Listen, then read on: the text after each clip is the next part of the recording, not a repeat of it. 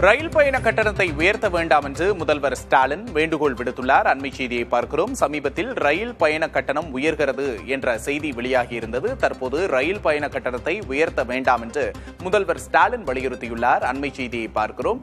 ரயில் பயண கட்டணத்தை உயர்த்த வேண்டாம் என்று முதல்வர் ஸ்டாலின் கோரிக்கை விடுத்துள்ளார். மத்திய அரசுக்கு முதல்வர் ஸ்டாலின் கோரிக்கை விடுத்துள்ளார். அண்மை செய்தியை பார்க்கிறோம்.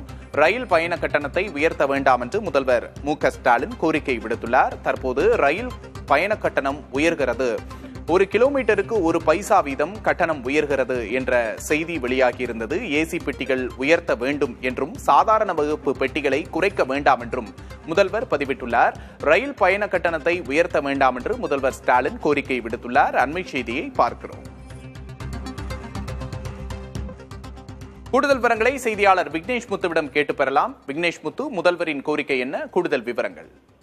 முதலமைச்சர் மு.க.ஸ்டாலின் இன்றைய தினம் வேலூருக்கு சென்னையிலிருந்து ரயில் மூலம் பயணம் செய்திருக்கக்கூடிய நிலையில் அது தொடர்பாக தன்னுடைய எக்ஸ் வலைதள பக்கத்தில் வெளியிட்டு இருக்கிறார். வருகிற ஜூலை 1ஆம் தேதியிலிருந்து ரயில் கட்டணங்கள் அதிகரிக்கும் என்ற தகவல் வெளியாகி இருக்கக்கூடிய நிலையில் இந்திய ரயில்வே என்பது ஏழை மற்றும் நடுத்தர மக்களின் பங்களிப்பானது.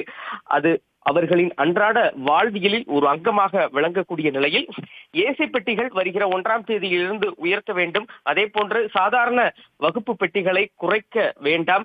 ரயில் கட்டணங்களை உயர்த்தும் முடிவை உடனடியாக பிரதமர் நரேந்திர மோடியும் மத்திய ரயில்வே துறை அமைச்சர் அஸ்வினி வைஷ்ணவும் கைவிட வேண்டும். விலைவாசி உயர்வு முதல் சிலிண்டர் விலை உயர்வு வரை நம் நடுத்தர குடும்பங்கள் ஏற்கனவே அல்லல் பட்டிருக்கக்கூடிய நிலையில் அவர்களுடைய கவலையை மேலும் அதிகரிக்க வேண்டாம் என தெரிவித்து சென்னையிலிருந்து ரயில் மூலம் பயணம் செய்திருக்கக்கூடிய அந்த புகைப்படங்களை வெளியிட்டு ரயில் கட்டணங்களை குறைக்க வேண்டும், 1ஆம் தேதியிலிருந்து உயர்த்தும் முடிவை முழுமையாக கைவிட வேண்டும் என்று பிரதமரையும் ரயில்வே துறை அமைச்சரையும் குறிப்பிட்டு அந்த பதிவை வெளியிட்டிருக்கிறார். கூடுதல் விவரங்களுக்கு நன்றி விக்னேஷ் முத்து.